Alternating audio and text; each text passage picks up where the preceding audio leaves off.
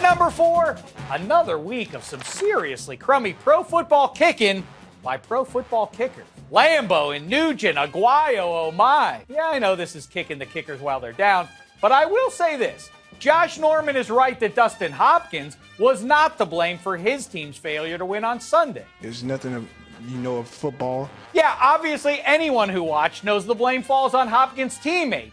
The guy right there, number 24. You know, the one who dropped 3 interceptions.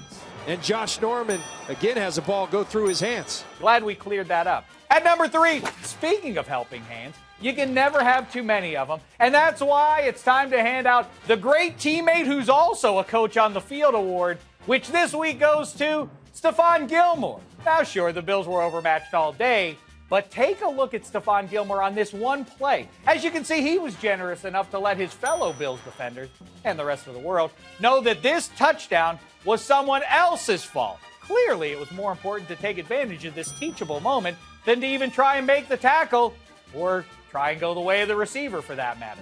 On behalf of the rest of the Buffalo D, thanks for the lesson, Coach Stephon. You get a Belichick hoodie.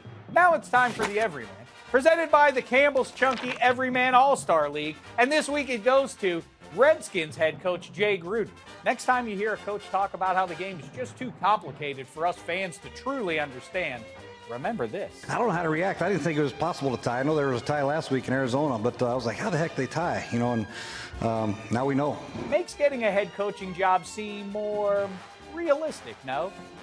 Thanks for that, Coach. At number 2, time for this week's That's Someone's Daddy embarrassing play of the week, which goes to Jets force Leonard Williams. Look at what he did to Browns lineman Cam Irving. Oh my goodness. How say you, Ike Taylor? Man, that's somebody's daddy right there. Thanks, Ike.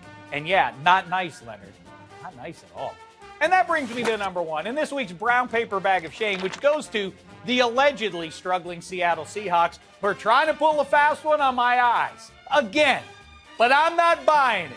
Yeah, I know Russell Wilson hasn't thrown a touchdown in a month, and the offense has scored only 1 touchdown in 2 weeks, and the O-line's struggling, and it doesn't matter. None of it matters. I refuse to take the bait again, like I did last year when they dropped to 4-5 after a home loss to Arizona, but still ended up 10-6. Or like 2 years ago when they were barely over 500 after losing in KC, then didn't lose again till the Super Bowl.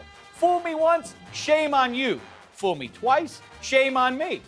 So shame on me. But you're not going to get me a third time. Matter of fact, let's cut out the jive.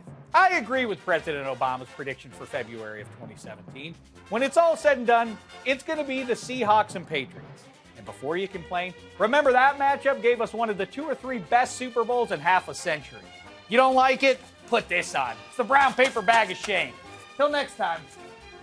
Try not to embarrass yourself. If Russell needs help, maybe I could do it. I could be a nice QB and I run around well and I'm a real winner.